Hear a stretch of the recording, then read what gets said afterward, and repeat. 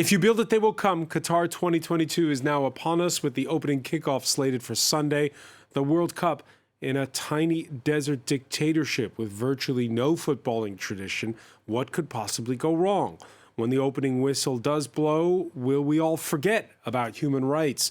The carbon footprint of air-conditioned stadiums built from scratch and a fall schedule that factors in the desert heat. Do you blame Qatar for being Qatar or FIFA for being FIFA? How far removed are decision makers based out of Zurich from concerns for what's best for the beautiful game? Football fans can easily get confused by blurred lines. Almost all the players who represent their country at the tournament got their start from a local amateur team run by volunteers. The sports system of promotion and relegation can make soccer seem like some supranational public service to provide recreation and opportunity. But that's at the bottom rungs. At its top flight, it's strictly a business. What accountability? What does this World Cup say about power, money, and globalization? Today in the France 24 debate, we're asking, does FIFA care? Joining us is Eurosport journalist Ruben Slachter, co-author of Football Investigation, Everything You Need to Know About Football in Russia. Welcome back to the show. Thank you. Welcome back as well to sports commentator Firas El-Eshi. Nice to see you. Thank you for having me. From Birmingham, England, Simon Chadwick, professor of sports and geopolitical economy at the Schema Business School. Welcome to the show. Hi, thanks for having me here. And we're putting the band back together again from Washington. She was France 24 sports editor in her previous life. Our correspondent, Ketevan Gorgistani, who reports from the U.S. Capitol. Might I add, Ketevan, host nation for the next World Cup. How are you? I'm great, Francois, thank you, and happy to talk a little bit about the World Cup. The France 24 debate, where you can join the conversation on Facebook and Twitter, hashtag F24debate.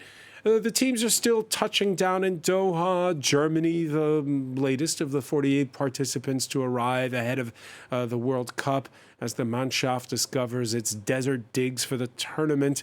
Leo McGuinn has a look at all the baggage surrounding the build-up. The defending champions have landed in Qatar. Les Bleus arrived in Doha on Wednesday evening ahead of the 2022 World Cup, the build-up to which has been dominated by controversy. For the French president, that controversy is neither here nor there. I don't think we should politicize sport. First of all, these questions must be asked when tournaments are awarded. It is when we award games such as World Cups or Olympic Games that we must honestly ask ourselves questions. But for many, the tournament is about a lot more than just football. In Qatar, same-sex relations are punishable by death, something which many teams plan to protest. France captain Hugo Lloris has already indicated that he will not wear the rainbow armband that will be worn by England captain Harry Kane, amongst others. But his side have vowed to financially support NGOs that help protect human rights. For other teams, they plan on risking fines in order to protest the country's anti-LGBTQ laws. The USA have installed rainbow-themed badges at their training facility, while England arrived in the country on a plane called Rainbow. FIFA have attempted to curb such measures, President Gianni Infantino sending a letter to all 32 competing nations, asking them to refrain from handing out moral lessons to the rest of the world. A letter that was almost immediately rejected by several top European nations, whose football associations released a joint statement in response. Embracing diversity and tolerance also means supporting human rights. Human rights are universal and they apply everywhere. Working conditions are also on the agenda for some nations. Thousands of migrant workers died in the build-up to the tournament, which has prompted the Netherlands to announce that they will auction off their jerseys, with profits going to support migrant workers in Qatar.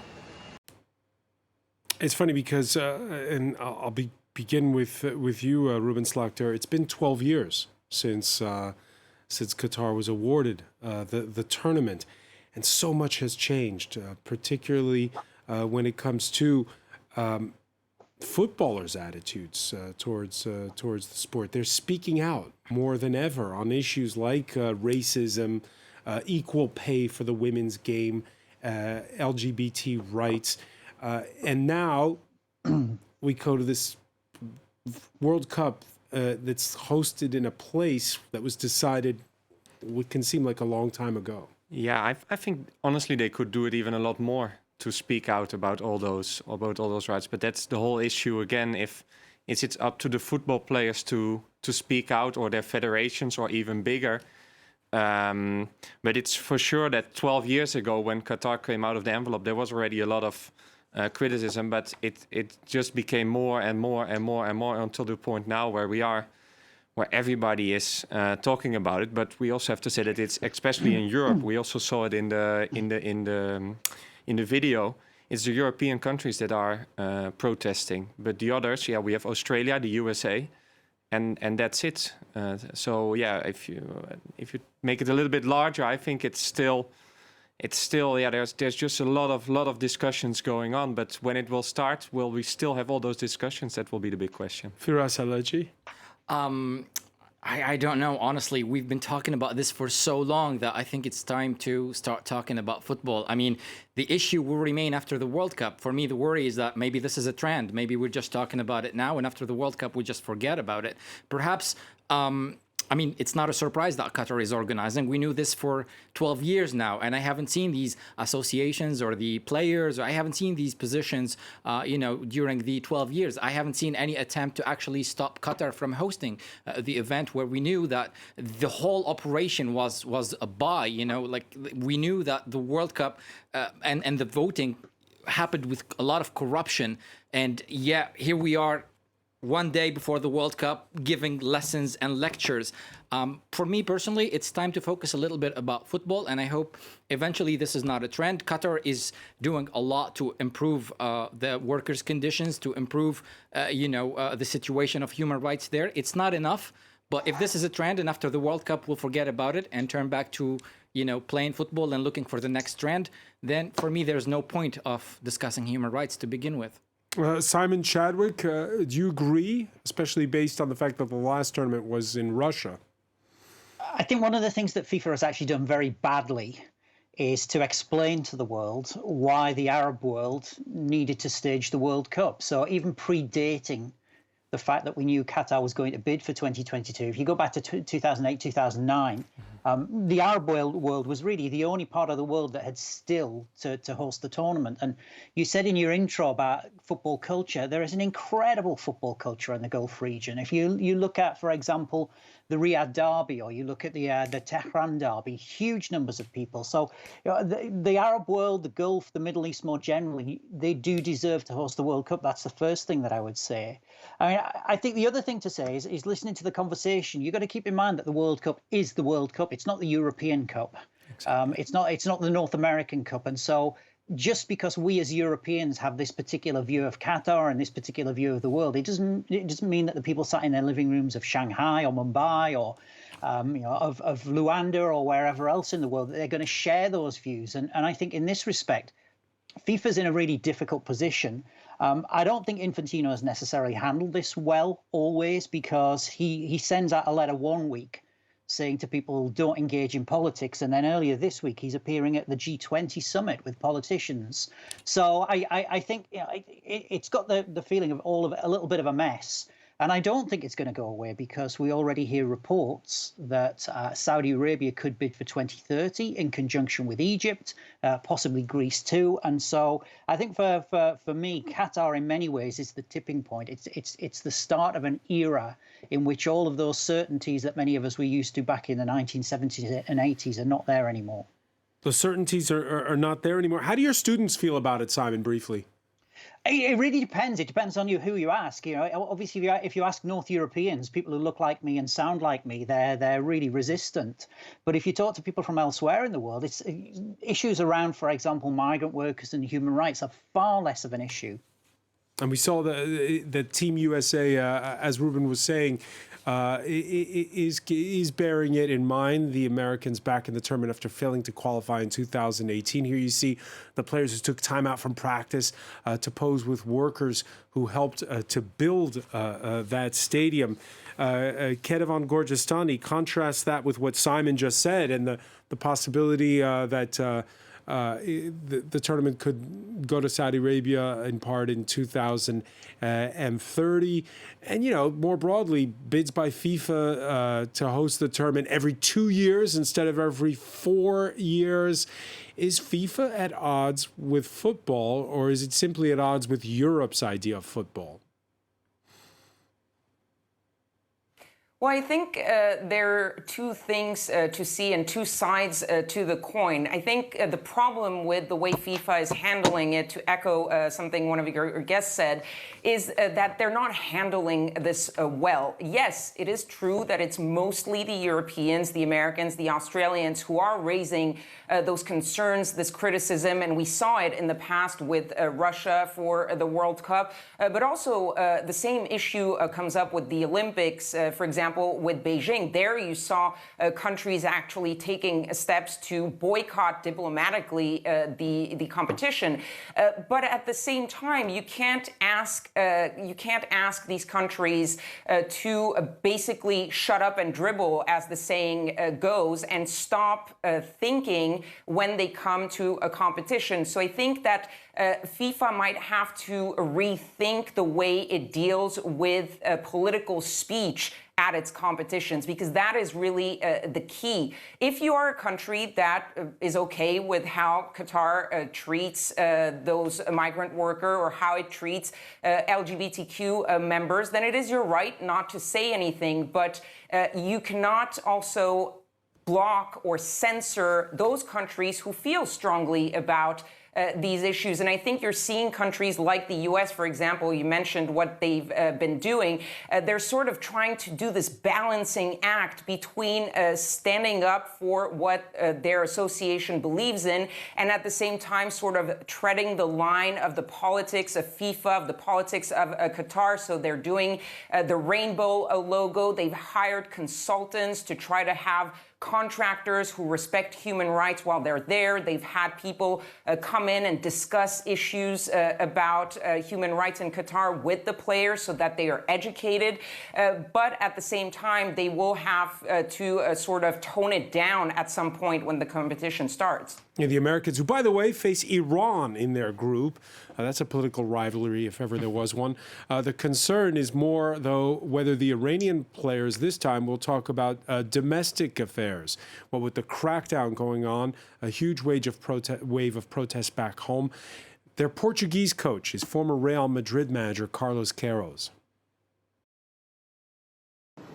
Well, in Iran, it's exactly like in your country, in England. You follow the spirit of the game and the laws of FIFA. As far as you express yourself in football according to those principles and values, everybody have the right to express themselves. You guys are used to bend your knees in the games. Some people agree, some people don't agree with that. And in Iran, it is exactly the same. Some people agree, some don't. That's a rosy way of looking at it, Firas Elechi. At least 365 people have died in the last 2 months of protests in Iran. It's tragic. It's horrible, but it's not up to the athletes and the coaches to be part of the conversation. They can choose to, but we can't put this pressure on them and force them and sort of cancel them if they don't take part of the conversation. I remember in the midterms, I think in the mid-90s, when Michael Jordan, also at the peak of his career, chose not to sponsor someone running from his hometown. And it was a big deal. And Michael Jordan said, I just play basketball. I don't have to be part of this. Mo Salah, when the war was taking place between Israel and Palestine just like 2 years ago, and everybody in Egypt is, how come Mo Salah is not talking about this? He's a footballer. Michael Jordan is a basketball player. Kirash is a coach. It doesn't come with the job description. Now, if they choose to be part of the conversation, that's their own choice, and there are consequences to that. But if they don't, we can't force them and cancel them if we don't like it. I think it's unfair. It doesn't come with a job description. Right, you saw the tightrope act there by Carlos Queiroz, Ruben Slachter. The Dutch coach, what's your prediction? How's he going to play it during this tournament? Well, Louis van Gaal will be Louis van Gaal for, as long as the Dutch will be in the tournament, which will be, I think, a lot of fun. But at the same time, you never know what he will say. Before the tournament, he was really, really, quite strong, with a strong opinion about everything going on in Qatar.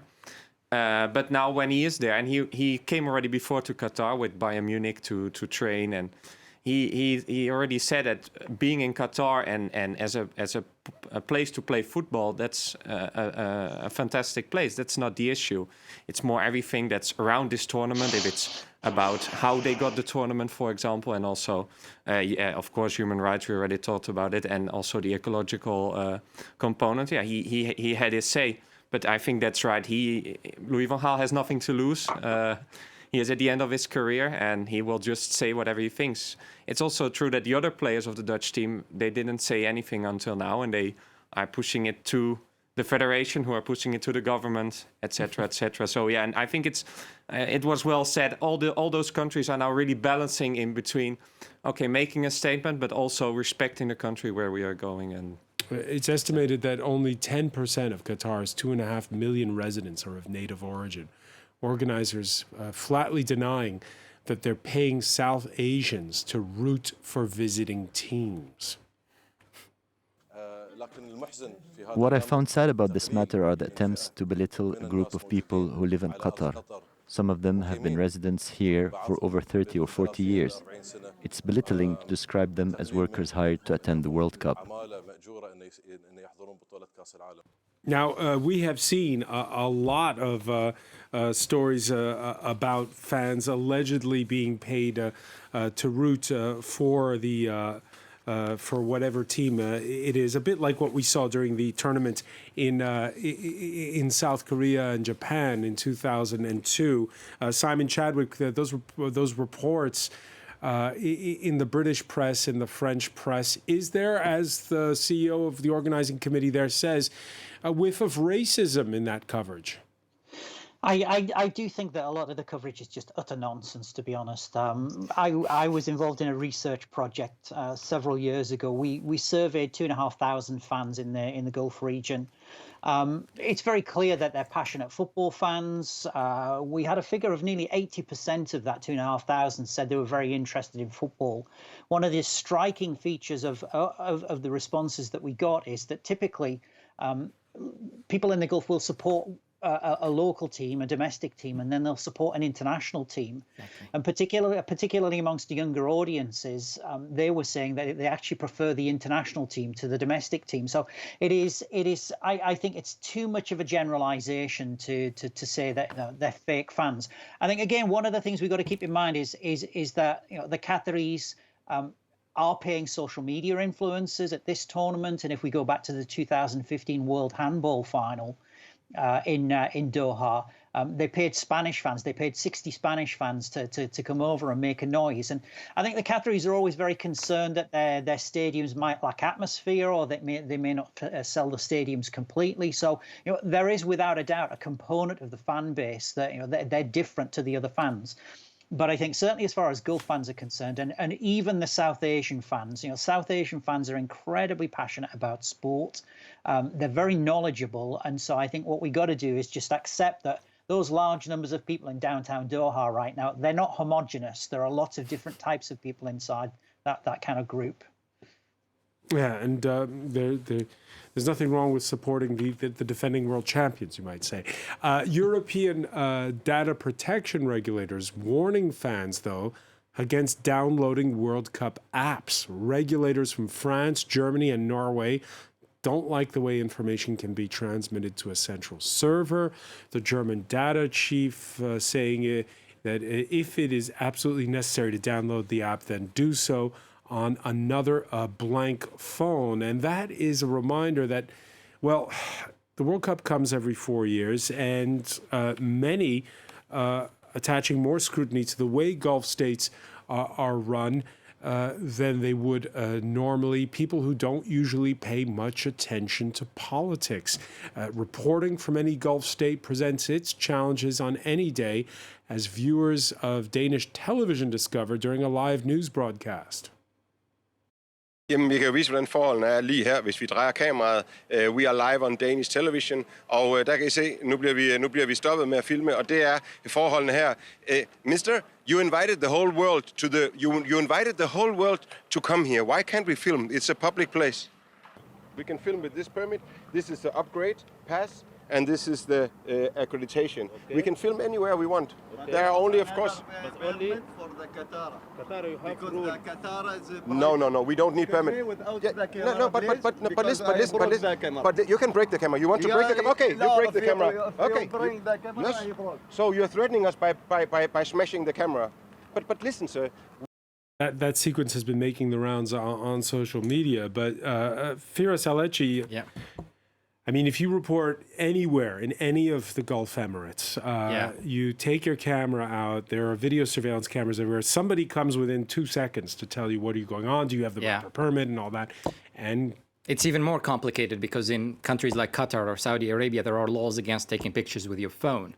You can even be charged for taking a selfie, and if there's any person or like private space behind you in the background, you can be charged for that photo. So it's quite challenging to work there. But I think for this case and in this particular timing, that will not look good for the person who is trying to shut the camera down. And I think the Qataris will not be happy with that just for this particular timing. On any other day, the incident will go unnoticed, but I think this person who is trying to shut the Danish reporter will be in a lot of trouble because of the World Cup circumstances. And then once the tournament's over? Then it's back to normal business. Then the Danish reporter might even disappear. Well, I wouldn't disappear. I'm exaggerating, obviously, and joking a bit about it. But the laws are quite strict, like I said, when it comes to even phones and private pictures. We're, as Ruben Slaughter was saying at the outset, in an era now where players are more implicated in politics, corporations are more implicated in politics. Some brands are advertising their absence from the tournament. Scottish beer company Brewdog with several slogans here. This billboard reads, "Eat, sleep, bribe, football." A second one reads, "First Russia, then Qatar, can't wait for North Korea." A tongue-in-cheek dig at FIFA's World Cup picking discernment. However, there is a backlash, it seems, with Britain's biggest hospitality workers union, Unite, accusing Brewdog of reverse sports washing, saying that the company is deflecting from the fact that it's one of the worst employers, according to Unite Hospitality, in the brewing industry when it comes to doing the right thing by its workers. Sponsoring is a big deal of any World Cup, Ruben Slaughter. And so this idea of sports washing and reverse sports washing, it's also become a bit of a spectator sport. Yeah, and we have seen also that there were quite some sponsors who already also acted. There was, especially for the refunds for the families of the workers who died. But that's now quite a juridical a battle with FIFA, because they were firstly really willing to help. And now it seems that they are, they're not so sure anymore. So, but it was there's a lot of the sponsors for them. It's such a important tournament as well to show them to show themselves, and you can see that they also have the same issues. I don't know if Brewdog. I have to be honest that reverse sports washing was a new term for me, but it's sure that you can now see that there's a lot of countries and especially in Europe are really. Are giving those moral lessons, and it's also backfiring a little bit recently. That's for sure. Yeah. Again, Simon Chadwick, it's a sign of the times. 12 years ago, corporations perhaps didn't act in the way they do now. Yeah, just on Brewdog. I mean, it also doesn't help Brewdog the fact that they're actually selling their beer in Qatar as part of the World Cup, which is kind of. I think Brewdog got it completely wrong, and if you look at some of the numbers related to the campaign that was launched last week, it hasn't gone well for them. But you are right. I mean, it's a really interesting one. I think that we do live in a very changed world. We live in a world that has globalized. And this has been happening over the last 30 years, and it means that the kind of old balance of power in the world and the old narratives, the countries that previously dominated no longer necessarily do, and there is this pivot towards the global south from the global north. We're going to see the men's under-20 FIFA World Cup in Indonesia next year. For anybody who wants to know a little more about Indonesia, take a look at the Human Rights Watch report. we mentioned earlier about Saudi Arabia. I think it's an inconvenient truth for people in the global north that the world is turning and existing power structures are changing. And unfortunately, we're going to find ourselves confronted with the kinds of issues that we now see in Qatar, but combined with some of the socio-cultural changes we see. And we've talked about athlete protest already. If you think about Colin Kaepernick and taking the knee and Black Lives Matter, and then what has happened subsequently from there, now manifesting itself in terms of rainbow armbands and so on and so forth. Very clearly, we live in a much more geopoliticized, but I think also much more sensitive world. I guess in part fueled by social media and digitalization, but it's complicated and it's difficult. But I think this is just the start; it's not the end. And if you want to look at corruption, you don't need to go very far. If you're sitting here in Paris, it's been 12 years since FIFA stunned the footballing world by announcing Qatar as host nation. French footballing legend Michel Platini was then head of Europe's governing body, UEFA. He put his full weight behind the bid. Later, though, came scandal. In 2013, France Football magazine, among the publications revealing intense lobbying that allegedly ran through the French presidential palace. Trade deals were reportedly in the mix. A criminal investigation would be opened into the role played by then-President Nicolas Sarkozy. His chief of staff was put under formal investigation. Kedevan Gorgistani, we've had other scandals since at FIFA, and yet the body seems untouchable.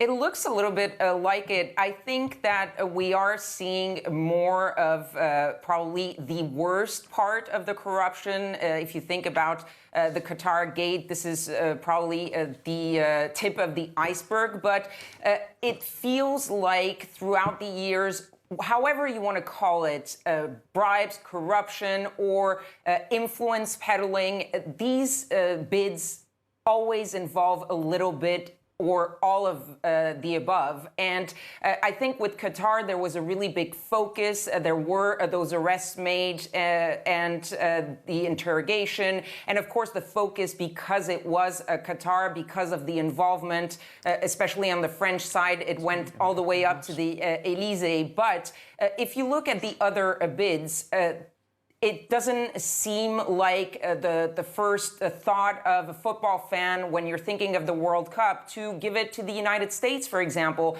There has been a lot of work of influence by the Americans, for example, to get that World Cup bid, because they were obviously not probably the top of the list of football nations. And so I think the difference today is maybe that we pay more attention to how these things are done. And I think in the case of Qatar, it was so blatantly obvious, especially when the date of the competition was then changed, that it just made it impossible to look away. But I think that if we focused on other bids as much as we focused on Qatar, we would find maybe more things to be a little bit scared about than we have.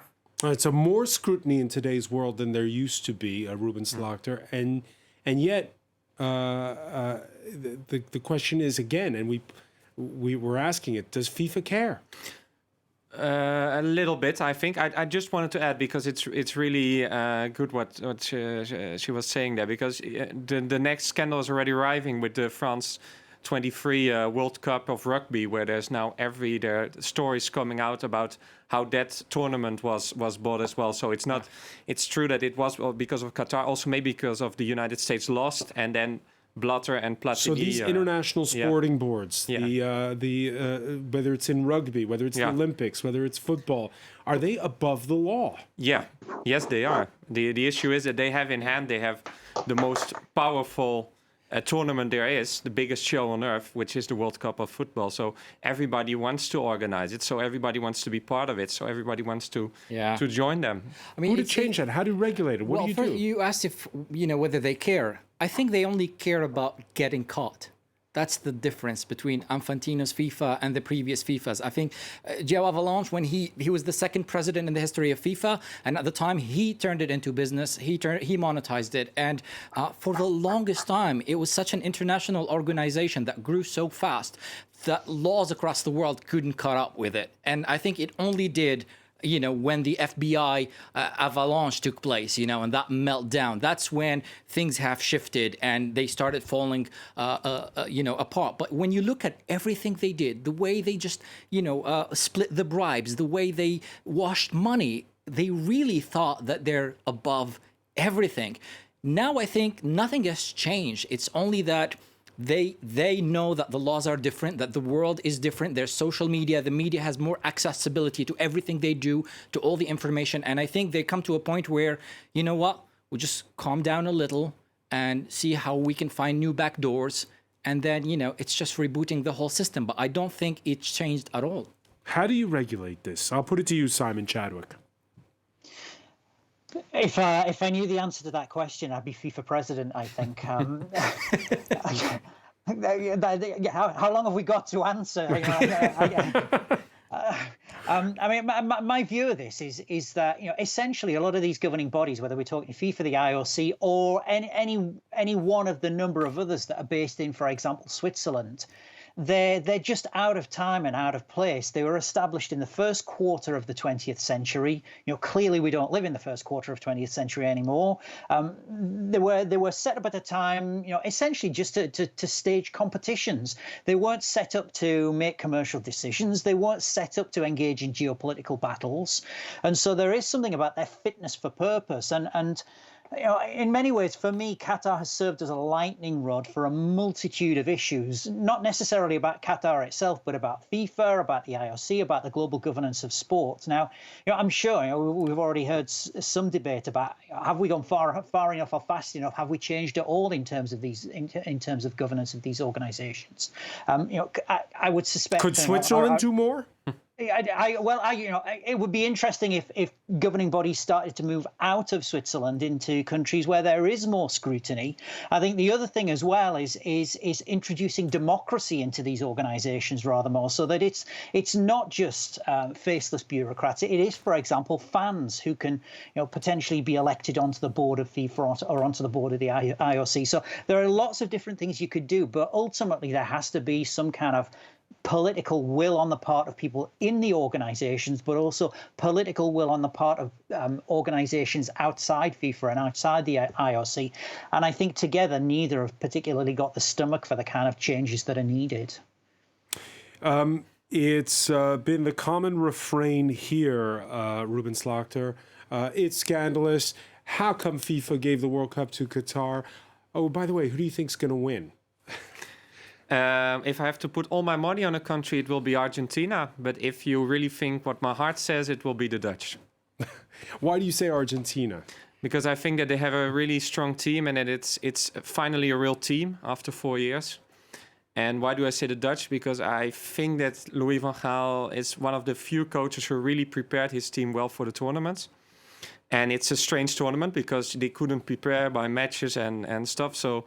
And I think they have the good way getting into the quarters already, so that could be a nice surprise. Kenny Van Gorgestani, everyone's talking about Brazil, though. Well, I think Brazil is always top of mind when it comes to a World Cup, and they also seem to have a more cohesive team this time around, so they could be, of course, one of the top players. As a previous guest, I have my heart set, of course, on the French, but I do agree with him that Argentina looks especially tough this time around. They really feels like this is their year. They finally have a team around Messi, and they really play well together. So I think those three teams for me are the ones to watch out for. I hope that it's not just wishful thinking as far as the French are concerned. We hope it's not just wishful thinking. And we saw, of course, that after being world champions, they fell at the first hurdle against Switzerland in the round of 16 at the Euros 2 years ago. Let me ask you, Simon Chadwick, again, there's this issue when we're trying to get into predictions because of scheduling. It's kind of strange, isn't it, that the Premier League was on last weekend, and now the World Cup begins 7 days later. Your thoughts on that? So we live in a globalized world, as I've already said, and we have to face the reality that the competition will need to go to places across the world in the interests of fairness and equity, where it can't always be played in June. It needs to take place at other times. So that's the first thing to say. I think the second thing to say is that, you know, in this fast-warming world of ours, in which environmental change is a real issue, you know, even in Europe, we're getting temperatures that are really topping out, you know, the kind of temperatures that historically we wouldn't play football. But I think otherwise, you know, clearly one of the things for me that this particular tournament has shown is normally the season would end and a player would maybe have 4, 5, 6 weeks to prove his fitness before the tournament starts. I think about N'Golo Kanté, for example. You know, he gets injured. He's got 10 days. You know, he doesn't make it, misses the France squad, and that's it. And I'm really surprised and actually quite shocked by the growing number of players who basically haven't made it through the autumn for their club teams, and as a consequence of that have missed out on this particular World Cup. Whereas if it was held in summer, you know, they would have had you know, a kind of slightly longer recuperation time. Of course, that works both ways for us, Alechi, because we're seeing the star striker for Senegal, Sadio Mane, and his team has taken a bet on him, and he's actually no, they didn't, and this is just today. They flew him back to Munich to get further treatment, and the best case scenario is that he plays the third game in the group stage, and this just happened actually a few hours ago. He flew back to Munich, and no, I mean, but he's still in the squad. He's still in the squad, but his club called for him. They think they can better treat him in Germany, and he will fly back for the third game, and that's the best case scenario. He might even miss the third game. I think associations. This is the African champions we're talking about. Yeah, this is and this short. Such a shame for the amazing season he had. You know, he had it all, and all he needed is just a great World Cup to complete this perfect year for Sadio Mane. And this is, you know, once in a lifetime. He's not going to have another season like this. But not just him. It was quite tragic the way they shoved the game, almost inhumane, to play the first half of the season within 2.5 months, and then you start, you know, seeing players falling like flies. You know, just within the last 3 weeks, we had so many muscle injuries. And I think the way the calendar was put, I can understand that the World Cup is played in the winter. And like your guest said, you know, we have to adapt to that. But to put so many games within the course of 2.5 months was almost inhumane. Almost inhumane. So tell us. Yeah. Who do you see going through? I think Brazil, since 2002, didn't have a team this complete. But so I see them as almost crushing everybody on their way. But on a romantic level, I have to go with you on the fact that it's Lionel Messi last World Cup. I don't see Argentina as the favorite, but if they win it, that will be such a romantic final for Lionel Messi. And then, you know, I think the most tragic story in World Cup history is the Dutch team. 3 World Cup finals and still not champions. So if they win it, I will be very happy for them as well. Of course, it's more tragic if you're a fan of Italy, which didn't make it to the tournament. I didn't ask you, Simon Chadwick, what's your personal feeling and what's the mood where you are? The English tend to be like the French. We tend to sometimes overhype our own chances. Well, you got to keep in mind, I'm not a proper Englishman. I am actually a surrogate French person now. So, but I mean, in answer to your first question, my personal view, I don't care. I'm not interested. I think football killed my love of football quite a long time ago. All of the chances, the grifters, the opportunists that hang around the sport, and they've made it hugely commercial, very political. And I really wish we could go back. Okay, so Simon, tell me you're going to not watch the World Cup then. I might watch some games, but I don't see it as something that I particularly set out to do anymore. Not something you particularly set out to do. So do you have an opinion on who wins? I guess Brazil. You know, that will remind me of the old times when football was really football. Oh. Yeah. People are conflicted, Ruben Slachter. Yeah, but I think that's what we are seeing from the pure football romantics from another time. And I think that's also where the football world is getting right now. I couldn't agree more. I'm not in that stage yet. Maybe because I'm a little bit younger than Simon, I'm sorry to say, but maybe in let's say 10, 15 years I will be in the same place, but I don't hope so. I still think it's a fun game to watch. And just to say something about the English, honestly, if they play to their potential, and it's for the French as well, which means really offensive football and really try to go for it, they have a serious chance. But I'm a little bit afraid that both Didier Deschamps and Gareth Southgate will do what they always do, which is, go back to defense, and then they won't win it. All right. Let me ask you on this point, Kedevan Gorgestani, and the perception of the game as spelled out there by both Simon and Ruben. Where you are, is there this nostalgia for a golden era in football, or is soccer still a game of the future? Again, North America hosting the next tournament in 4 years. I don't think there's really a nostalgia for the past, because football was not really a big thing in the past. But they are still working hard to promote soccer here in the United States. They did a lot to try to get that World Cup bid. And the reason for that is they're investing a lot of money. They want the game to be played. They're, of course, leading the game in the women's game. And they're really the top players, the top team. And so the women actually pulled football into the spotlight here in the United States. But one thing is what really soccer officials here are counting on is the growing Latino population. They are the ones who are driving interest in the sport here in the United States. You see it across stadiums in the United States. The big ultra groups, the fan groups, are often very linked to either Latinos who are immigrants who came, or children of immigrants, people who have a tradition of football in their past, in their family, who grew up watching football from South America or from Europe. And that's where I think the interest goes. And so they're not so much in the past as really creating a sort of a football tradition here in this country. And the real test will be that World Cup, to see how it differs from what happened in 1994. The changing face of the United States, another tale of globalization that we can throw into the mix of how football sees itself across the globe.